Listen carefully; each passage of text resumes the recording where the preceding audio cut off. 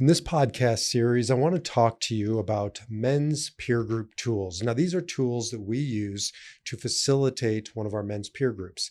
However, the power of these peer groups is that what happens in the group stays in the group. We'll get to a confidentiality conversation in another tool, but what we learn there, we can use anywhere. And using these tools has transformed my life, the people that I coach and guide, their lives, and it'll transform your life too. And they're simple, but they're not simplistic. And oftentimes the most powerful things in our lives are simple. So this is called clearing. I call it the power of clearing. And I think of it as a way to discharge tension from your relationships. Now, oftentimes, when I'm coaching somebody, they bring to me problems, relationships that have boiled over. They come to me with these big challenges, these big problems. However, if we're going to live a proactive life, let's get ahead of these things. Let's not let them get to a big problem. Let's deal with the little problems. And so often we just walk past those little problems, those challenges, those tensions as they arise. Well, clearing forces you to say the difficult thing when it comes up. So here's how it works in a peer group. 10 men in a group, and we start every peer group with a clearing. And that means I would go around and say, hey, John, I'm clear with you. Hey, Jim, I'm clear with you. Hey, James, I'm not clear with you. And here's why. And I would explain why. Now, it isn't about attacking the person. It's about, and one of the things is you're not getting to that point again because I think of it as releasing steam, and you're releasing it a little bit at a time so it never bubbles over. So James, you didn't email me back and made me feel real small. Just, wanted to put that out there, and I'm clear. And what clearing does is it allows me to just say the thing, the hard thing. Of course, that's not the biggest thing in the world. It's not, hey, James, I want to clear with you for, cheating, having an affair with my wife. That isn't the clearing. The clearing is, a slight here and a hurt there and a challenge here. And those are the types of things we usually say, no worries, I'm fine, or it's not worth talking about. And that's bullshit.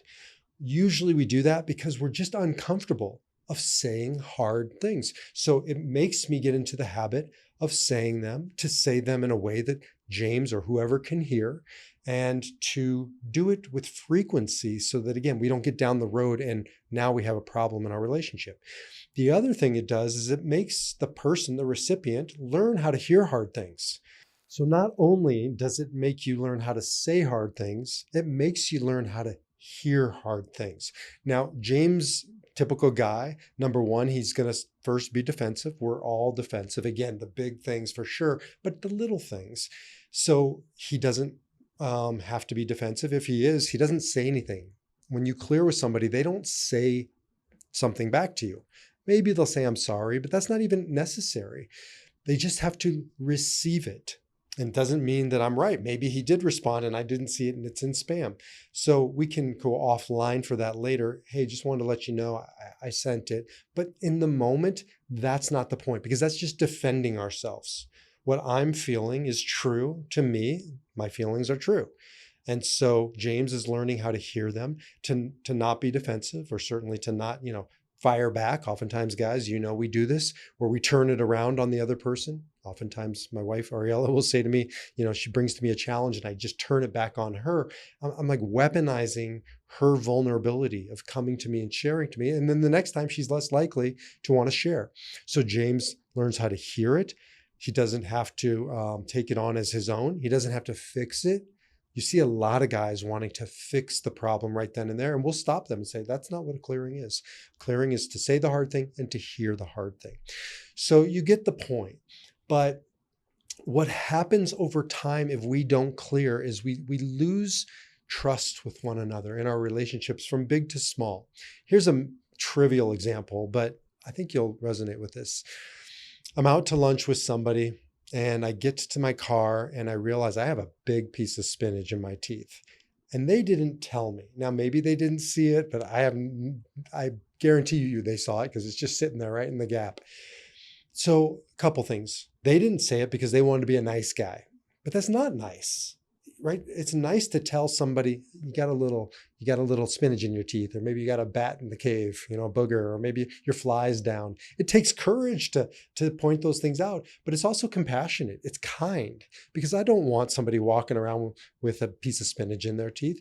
And I don't want to go back to the car and find out that, hey, I had this in there the whole time. And, James, I'm just picking on James today, didn't have the courage to share that with me, or the kindness to share it with me. So we have to clear things, because they start compounding and compiling, and they get away from us. It's just really important. I think of the words of Brené Brown, who said, "Clear is kind, unclear is unkind." So when you're going throughout your day, your relationships, start to pay attention to those little things, those slights, those annoyances as they come up. First of all, discern them. Is this really mine to clear, or is this just my mishigas, as we say, my crap? But if it's something that I really do believe the other person needs to take responsibility for, or at least I need to share it, then I have to learn how to start clearing. So it's about saying hard things. It's about receiving hard things. And it's about going out into the world and living with true courage, not the type of courage of running into burning buildings, or, taking a big leap in life.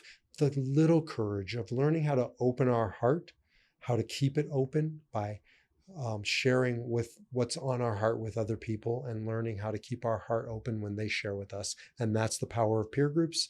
That's the power of clearing. And if you want to learn more, of course, jump over to menspeergroups.com, where you can get all kinds of content and information about not only peer groups, but you can learn how to sign up and participate in one.